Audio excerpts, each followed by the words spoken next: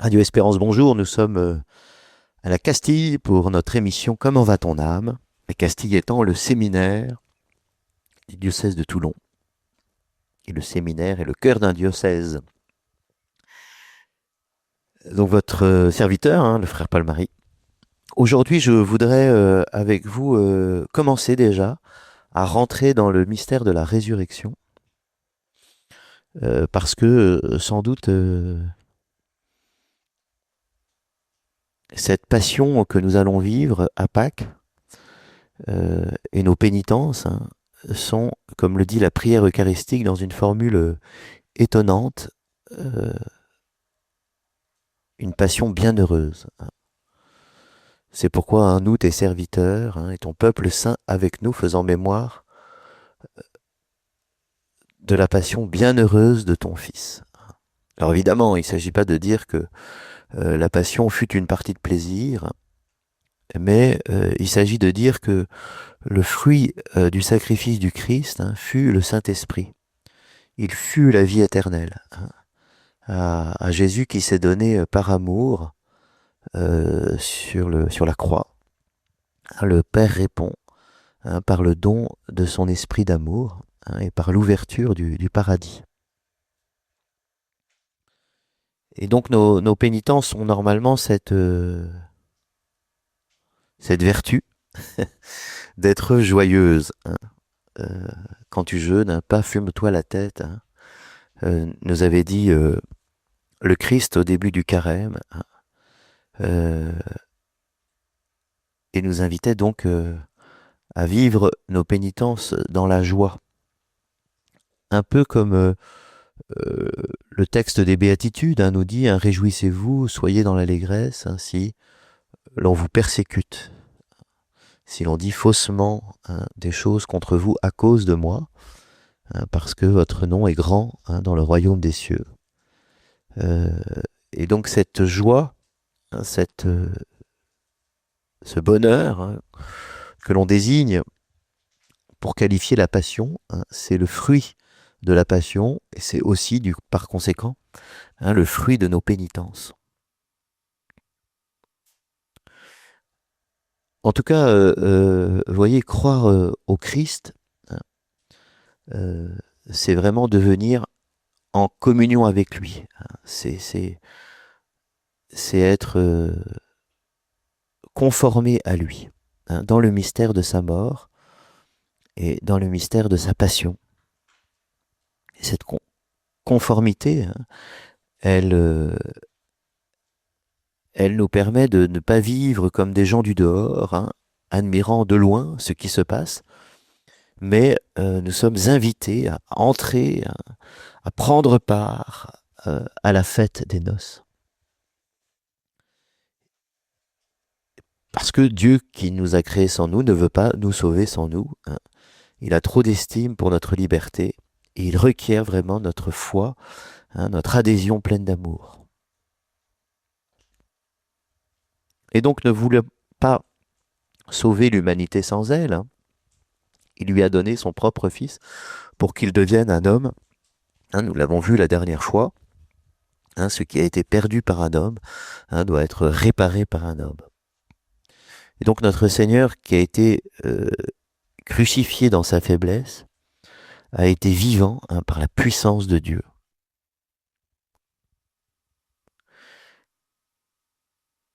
Et donc nous allons nous demander maintenant, nous comprenons que le Christ est mort pour nous, mais je voudrais qu'on comprenne pourquoi le Christ est ressuscité pour nous. Comment le Christ nous ressuscite avec lui. Vous avez deux grands textes de saint Paul qui servent de fondement à cette réflexion. Tout d'abord, le texte aux Corinthiens, quand il leur dit la charité du Christ nous presse, la charité dont le Christ nous aime. Et après qu'avoir ajouté qu'en mourant, le Seigneur nous a fait entrer dans sa mort, il déclare tous donc désormais ne vivent plus pour eux-mêmes, mais pour celui qui pour eux est mort et ressuscité. Mais pour eux, ça nous invite à essayer de comprendre comment la résurrection a un sens urgent pour nous, pour moi, hein, pour toi. Et deuxième texte, hein, dans sa lettre aux Éphésiens, Paul va dire un Dieu qui est riche en miséricorde à cause du trop grand amour dont il nous a aimés, alors que nous étions morts par nos fautes, nous a fait revivre avec le Christ. Et c'est par grâce que nous sommes sauvés, ajoute-t-il. Avec lui, il nous a ressuscités et fait asseoir aux cieux dans le Christ Jésus. Et on pourrait exprimer cette œuvre d'un immense amour.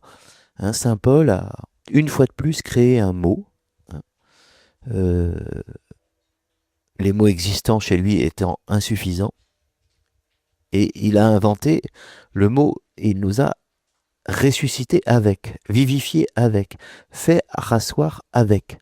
Hein.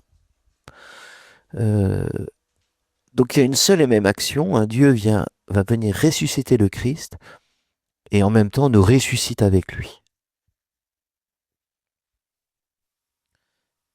Et c'est cette réalité dont je voudrais nous rendre attentifs. Hein. Euh,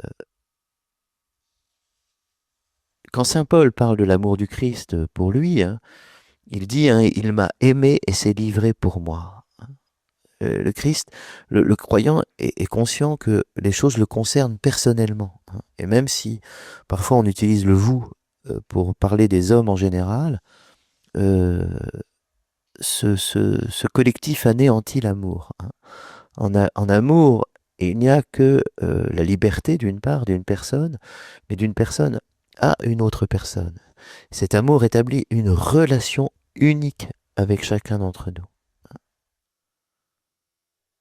Et donc le Christ, évidemment, s'est livré pour moi hein, à la passion, mais ce pour moi, il faut l'appliquer au fond hein, à toute la vie du Christ et en particulier à sa résurrection. Euh, pour insister là-dessus, hein, il y a une parole d'évangile qui est magnifique hein, et qui dit ceci hein, je connais mes brebis et mes brebis me connaissent, hein, comme le Père me connaît et que je connais le Père. Donc le Christ hein, nous connaît de la même connaissance qu'il y a entre le Père et le Fils dans la Trinité. Vous voyez comme cette connaissance est parfaite, comme elle est intime et comme elle est ultime. Hein. Et comme l'a affirmé le Concile, hein, cela ne vaut pas seulement pour ceux qui croient au Christ, mais bien pour tous les hommes de bonne volonté, hein, dans le cœur desquels, invisiblement, agit la grâce. Hein. Puisque le Christ est mort pour nous tous, hein, et que la vocation dernière de l'homme est réellement unique, à savoir divine, hein, nous devons tenir que l'Esprit Saint offre à tous, d'une façon que Dieu connaît, la possibilité d'être associés au mystère pascal. Donc, quand nous désignons ce chacun de nous, hein, nous ne désignons pas simplement les fidèles visibles de l'Église, hein, mais tout homme, et en particulier tout homme de bonne volonté. Alors, comment la résurrection peut-elle nous concerner ? Alors, c'est sûr que c'est sans doute le mystère le plus impénétrable à notre esprit, hein, parce qu'au fond, tous les gestes humains du Christ, bon, bien, c'est miracle bien sûr, mais j'allais dire ça reste représentable humainement puisque c'est un homme. Mais pour la résurrection, c'est difficile puisque cette résurrection se cache dans la lumière divine. Et donc c'est une des raisons d'ailleurs pour laquelle les apôtres ne le reconnaissent plus, parce que son corps est absorbé par d'autres lois que les lois du cosmos créé, mais sont absorbées par les lois euh, divines, hein, et donc dans un autre temps et dans un autre lieu.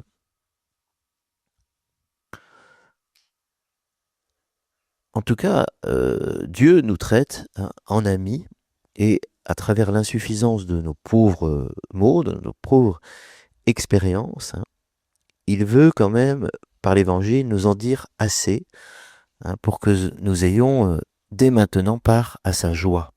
Hein. Et ici, je voudrais simplement que notre esprit s'arrête et même demeure attentive hein, comme un chien aux arrêts, tendre l'oreille à cette prière hein, que le Seigneur a adressée à haute voix. Euh, dans le chapitre que résume hein, Jean dans son chapitre 17, hein, je dis ces choses alors que je suis encore présent dans le monde hein, pour qu'ils aient en eux hein, ma joie en plénitude. Et quelle est cette prière hein, quelle est cette demande?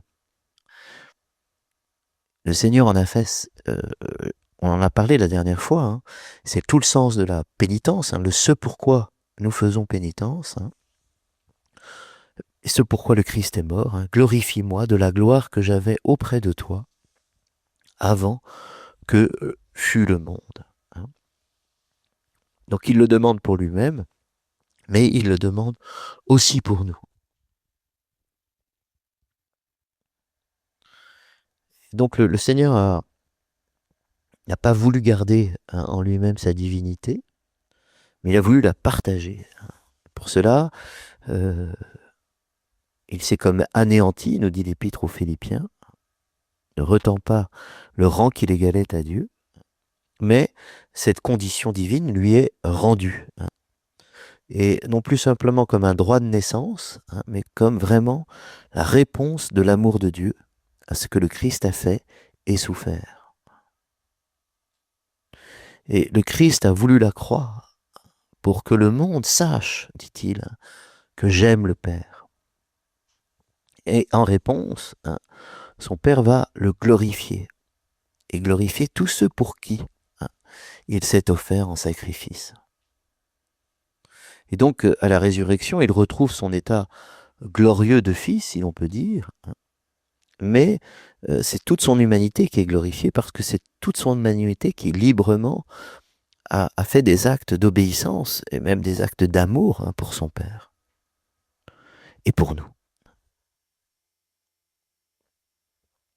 D'ailleurs, pour exprimer cette expérience de la résurrection, hein, Pierre et Paul vont recourir à une phrase de l'Ancien Testament, hein, celle du psaume 2, « Tu es mon fils, moi aujourd'hui je t'ai engendré hein, », comme si l'unique, le bien-aimé du Père redevenait fils. Ce qu'il a été hein, de toute éternité et n'a jamais cessé d'être. Hein. Euh, mais ici, il est glorifié aussi dans sa chair. Hein. J'allais dire comme si son humanité était reconnue comme divine. Hein. En tout cas, elle est divinisée, elle est glorifiée. Si on ose un peu faire cette comparaison, on pourrait repenser à la manière dont Dieu a répondu au sacrifice d'Abraham. Hein. Il avait demandé à son ami Abraham le sacrifice le plus impensable, hein, qui non seulement brisait l'âme du patriarche, mais qui semblait une contradiction aussi absurde euh, pour le croyant. Hein, sacrifier celui sur qui reposaient toutes les promesses de Dieu. Et parce qu'il va le faire, Dieu va déclarer, parce que tu as fait cela, parce que tu n'as pas refusé ton fils, ton unique, je te comblerai de bénédictions, je rendrai ta postérité aussi nombreuse que les étoiles du ciel et que le sable qui est sur le bord de la mer, et ta postérité conquérera la porte de tes ennemis. Par ta postérité se béniront toutes les nations de la terre, et en retour de ton obéissance.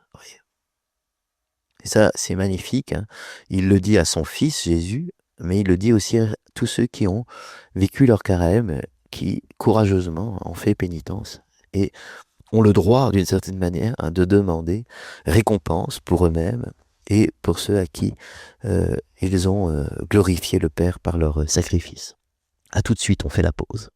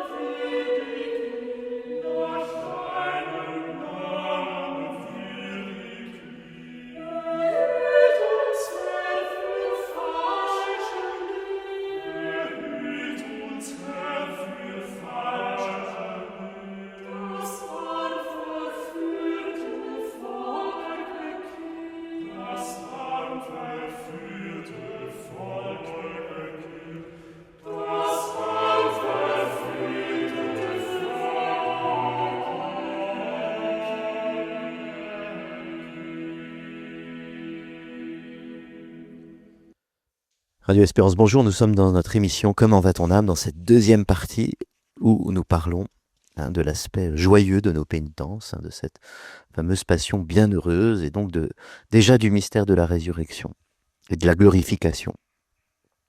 Et nous disions qu'elle était une récompense de la part du Père, comme le dit saint Paul dans Philippiens, en parlant du Fils de Dieu, il s'est anéanti, prenant la forme d'esclave, il s'est fait obéissant. À cause de cela, Dieu l'a exalté. Oui, à cause de cela, aussi Dieu l'a exalté, lui a donné le nom au-dessus de tout. À cause de cela, le Christ reçoit la gloire divine et le pouvoir de la communiquer à l'humanité tout entière. Lors de la transfiguration, déjà, Dieu avait rompu son silence, si on ose dire, et il s'était écrié « Celui-ci est mon Fils bien-aimé qui a toute ma faveur, écoutez-le ». Et à Pâques, il ne le dit plus d'une manière extérieure.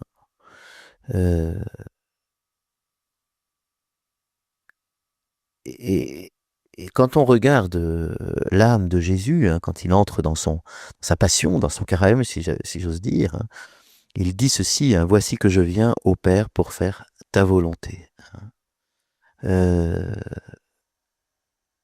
c'est ça ce qu'il y a dans l'âme de Jésus.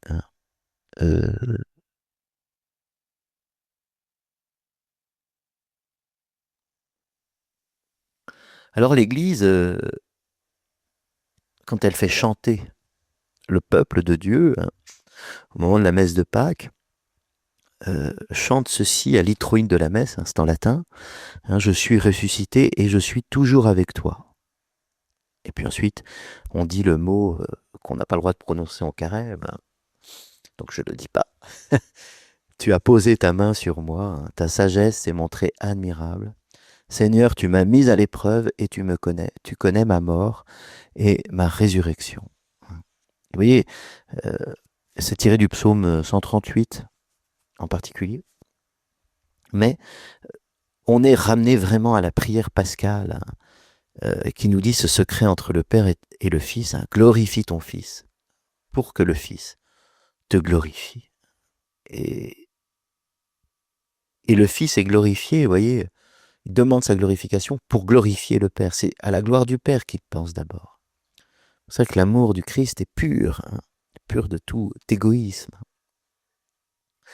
Et la récompense que l'on demande n'est pas la récompense d'un égoïste. C'est pour glorifier le Père. Parce qu'en voyant ce que vous faites de bien, ils rendront gloire à votre Père qui est dans les cieux.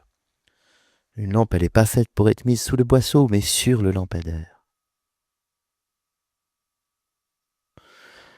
D'ailleurs, quand Jésus va chasser les marchands du temple, il va déclarer que la maison de Dieu est une maison de prière.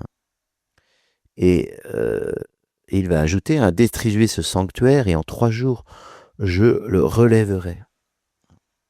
Parce que le temple dont il parlait, c'était son corps. Et de fait, ils ont détruit le temple de son corps. Ils l'ont réduit à rien. Et le Père va reconstruire en 3 jours par sa résurrection.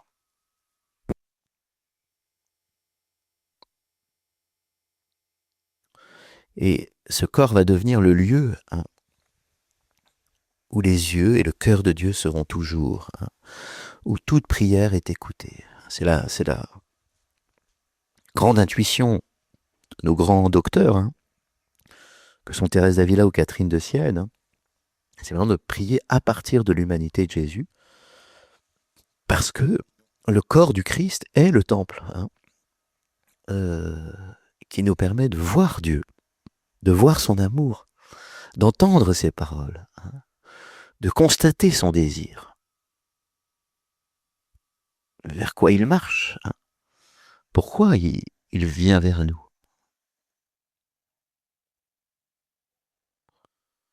Et dans une autre parabole, Jésus va bien dire qu'il est le bon pasteur. J'ai le pouvoir de donner ma vie et le pouvoir de la reprendre. Et à cause de cela, ajoute-t-il, le Père m'aime. Et qu'est-ce que vous voulez dire de plus Donc, au centre de la résurrection, Il y a ce secret d'amour entre le Père et le Fils. Voilà pourquoi cette passion découle, elle ne peut être que bienheureuse, elle découle sur une glorification. Et pour Saint Jean, c'est très clair, la glorification du Christ, c'est déjà le fait qu'il soit élevé sur la croix. Donc c'est magnifique. Mais le Christ n'entre pas seul dans sa gloire. Il y emmène les siens. Et il le dit bien en Jean 17, Père, je veux que là où je suis, eux aussi soient avec moi. Et le Christ n'arrive pas à se penser seul.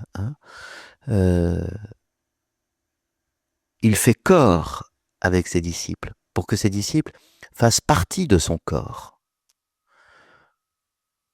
Et c'est pour ça qu'il a acquis par son sang ce corps qui est l'Église. Il a vraiment répandu l'Esprit à partir de sa passion et à partir de sa résurrection sur nous tous, pour nous tous. Et il nous fait entrer avec lui dans sa gloire.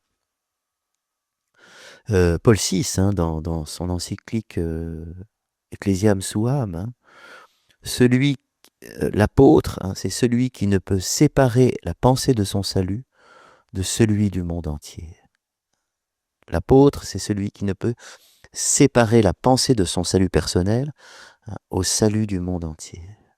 Le Christ, je veux que là où je suis, Père, eux aussi soient avec moi. Et Moïse éprouvait exactement le même sentiment. Il préférait être rejeté de Dieu plutôt que d'être accueilli sans son peuple. Saint Paul, quand il se sent indissolublement lié à l'amour de Dieu, qui est dans le Christ, va éprouver le même tourment. Il est prêt, dit-il, à être anathème, loin du Christ, à cause de ses frères en Israël. Sainte Catherine de Sienne éprouvera aussi cette emprise de la charité, qui rend les autres inséparables de soi-même. C'est vraiment le signe que vous êtes dans la charité.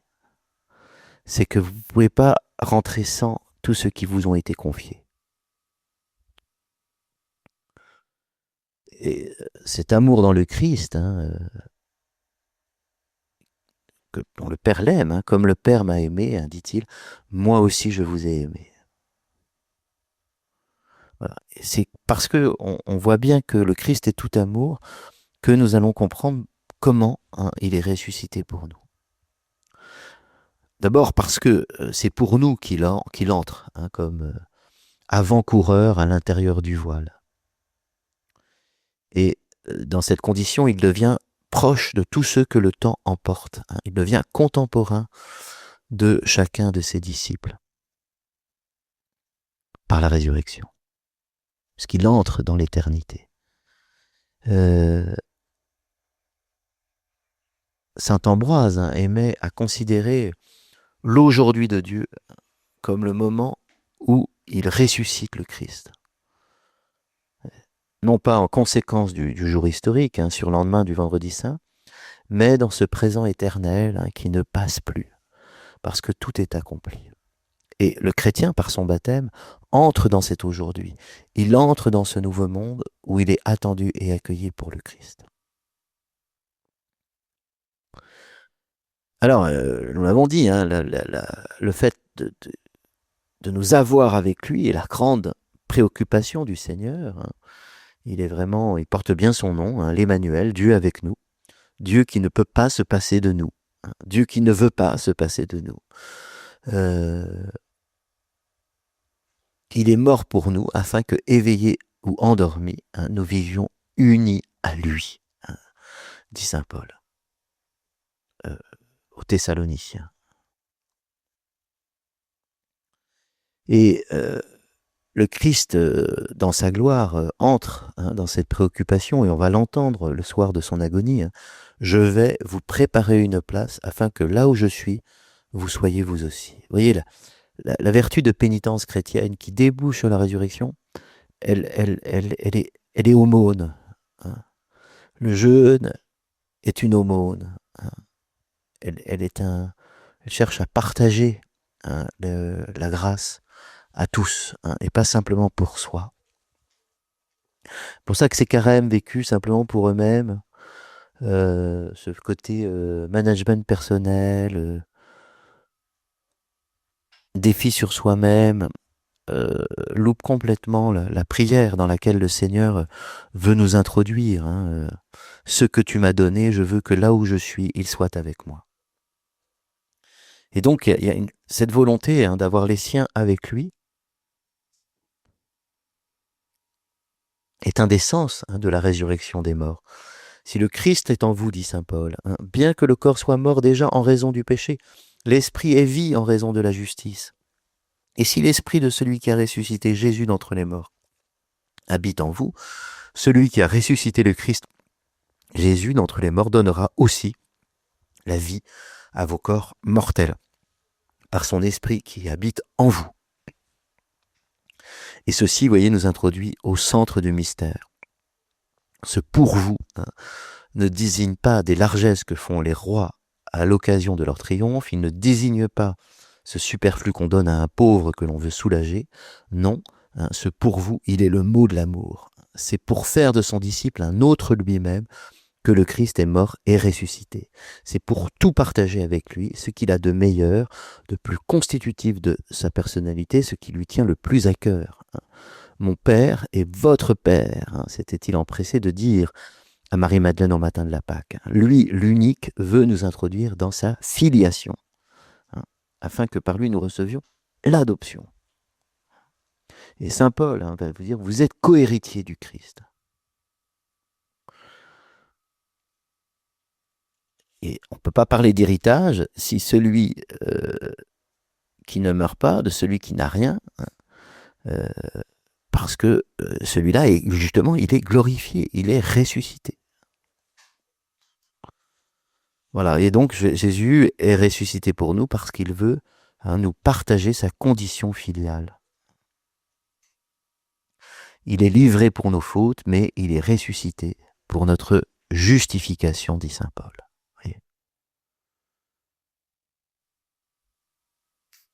Et c'est pour ça qu'il est ressuscité d'entre les morts, c'est pour que nous fructifions pour Dieu.